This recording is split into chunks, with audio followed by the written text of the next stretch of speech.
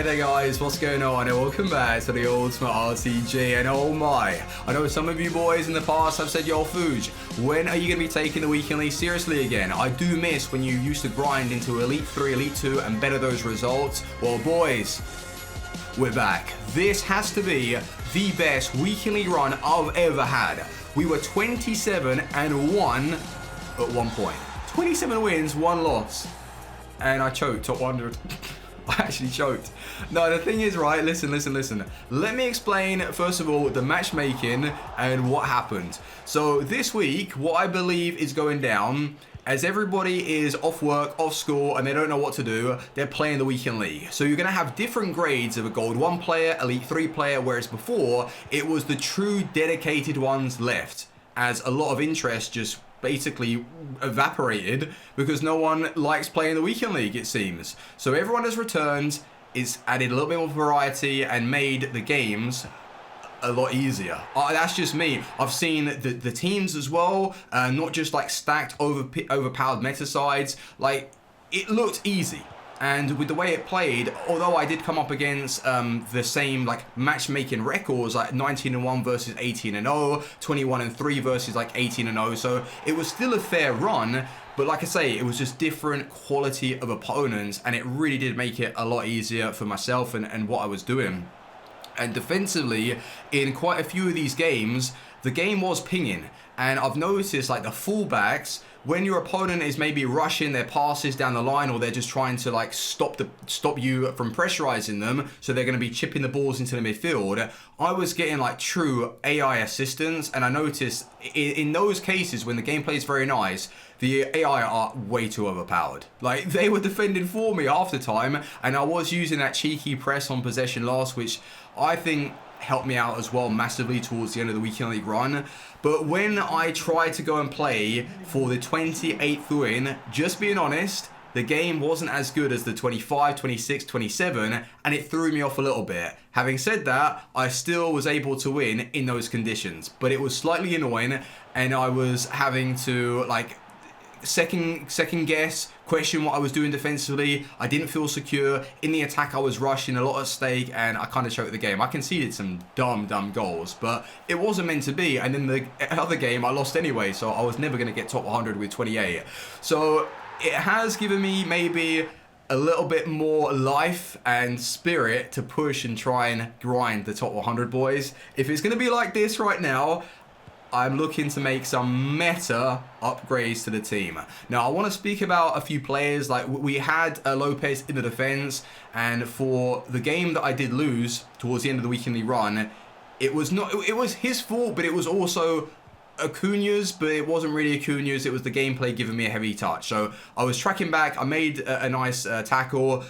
And then the heavy touch, I couldn't get it out my feet. It was taken off me, passed it over to his attacker, and it went through Lopez again.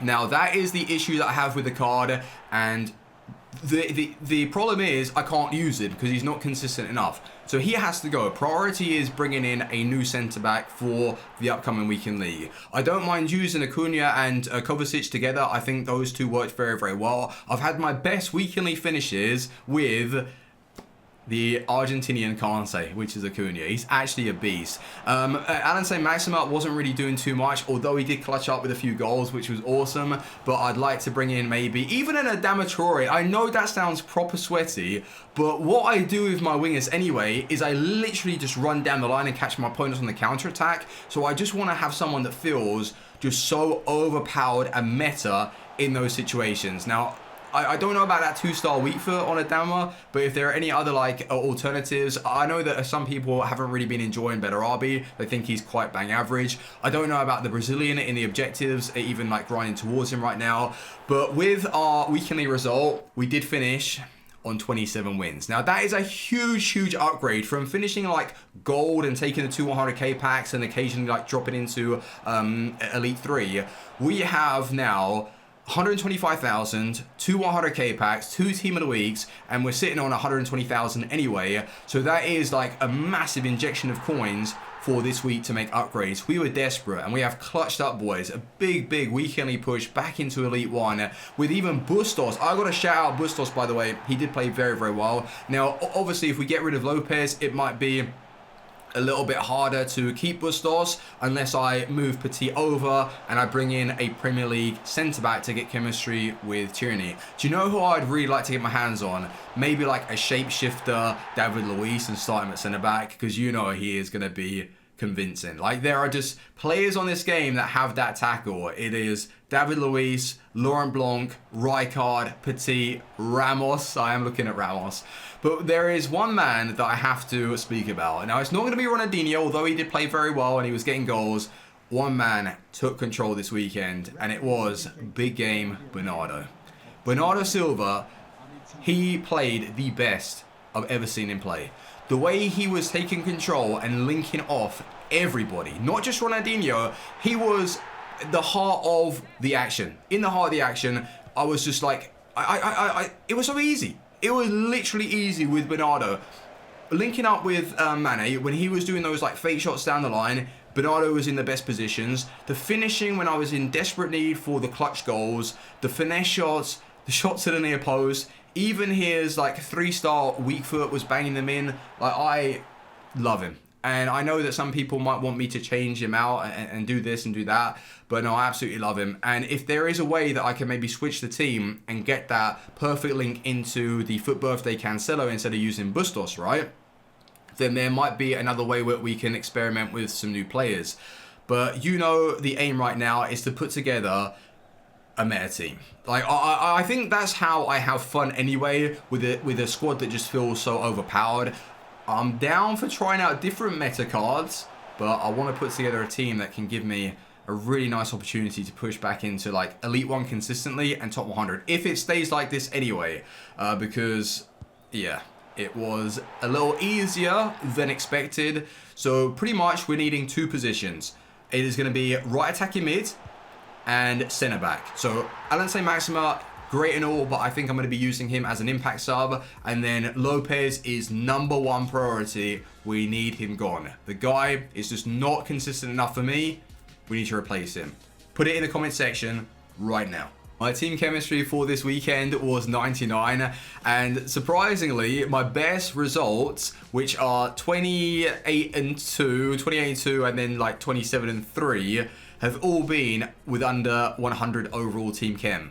That's mad, right? I had 4 players off, yet it still didn't really affect the team. So if you're wondering, like, should you play 4 players off?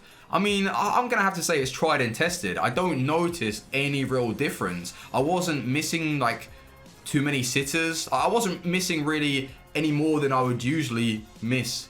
So I think it's fine. It's the go-ahead. 4 players off chem, it is all good. Now with this team, because I do actually want to continue using Bustos, I think he's a very good unlock for his price, and he did prove his worth this weekend. He was clutching up, getting good tackles in, and I don't mind continuing with the Acuna and Kovacic pairing. So in this centre-back position, it's got to be someone from the Premier League. I know that Ogbonna was released the other day, but I worry for his acceleration stat. And I was speaking about chem styles in general with a few of you boys on stream, and I think like maybe this shadow chem style on him, like if he gets put back into this position on full chemistry, you would see a plus 14 boost. Now, that plus 14 might be very minimal in-game, whereas we see 14, like that's a huge upgrade. But I think either it's very minimal, or the chem styles are affecting players differently, and it takes their build, their height, their weight all into consideration, maybe even their traits as well. So I don't really like buy into these chem styles. So like an Ogbonna, I'll bring him up real quick. He's the SBC card. I think he's going to cost like what, 200,000, I'm pretty sure. So he looks very good though. 88 rated, 79 acceleration, which isn't bad by any means. Like, it's quite nice, and with the sprint speed, it's amazing. He's got reactions, composure, very good defensive stats, and wonderful physical. But 79 acceleration, if I put a Shadow Chem style on that, is he really going to be playing to those stats? Now, I don't mind bringing an Ogbonna. I think looking at the height as well, 6'3", like I said, the physicals are amazing. He would get the chemistry. but I feel like I want to try him before I buy. And it's another case of finding an account that's unlocked him or go on my other one. But it takes away from the RTG, like experiencing players and making mistakes. But if they could just drop a loan so we can try them out, like what's wrong with that? I don't know. EA, please, why did you get rid of loan cards? I want to see what he's like in this team specifically. Like, although I could recreate this on a different account, it's going to be quite difficult because of Ronaldinho, Petit. Like these guys are kind of expensive, and I've got untradables all over the place. I don't have maybe the luxury of using the Kovacic or the Tierney.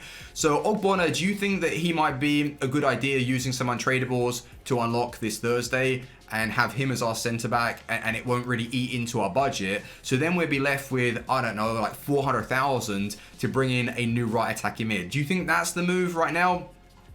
Or maybe it's just going to be a Lopez version 2. Like, in fact, actually, if you check the stats, both 88 rated, Lopez, if anything, looks like the better card.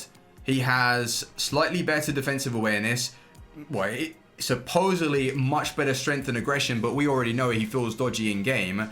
And then the reactions, they just look like carbon copies of each other, and that's why I'm getting paranoid. I feel like he's going to be a bit dodgy. So if anyone's used him, put it in the comment section. Would you recommend for us to use the Italian Beast? And then maybe even in the future, bringing in Zambrotta, Prime Michael Moments, Maldini, and then theming those awesome Italian squads around. But shout out Bernardo Silva. He's hit 250 goals. What a player. He was so good for me this weekend.